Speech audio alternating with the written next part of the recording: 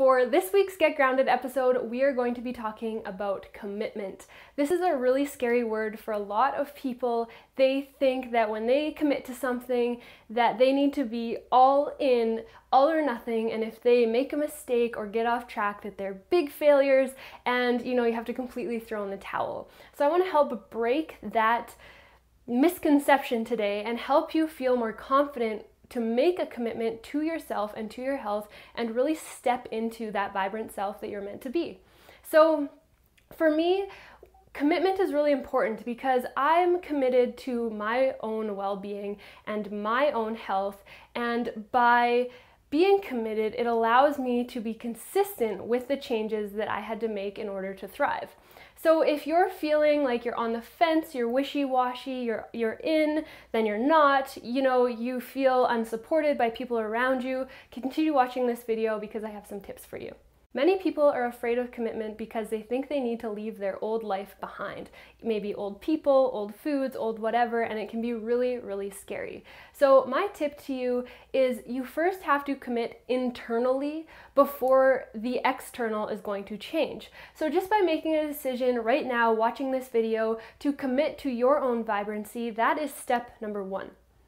Once you've committed, next step is to create awareness around your habits and what is no longer serving you. You don't need to be judgmental to yourself. It's just an observation of what habits you've gotten into that aren't healthy for you anymore. And once you become aware of them, then you can step into making the changes. Step 3 is practicing and aligning with those changes that you want to make. So make a list of healthy changes that you do want to make in your lifestyle, whether it's following a meal plan, loving yourself more, respecting yourself more, making choices that you know are beneficial for your physical, mental, and emotional health, and really start to move into those and feel them and embrace them and embrace them with excitement and not fear.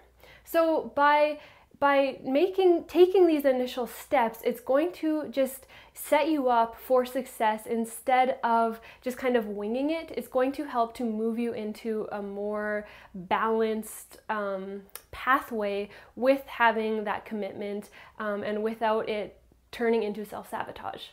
So once you have aligned with everything, it's time to start to take action and really living those changes that you want to make. The biggest thing you need to do is take steps that are realistic for you. And if you get off track, don't feel like you have to throw in the towel. Just keep moving forward, be compassionate and kind, and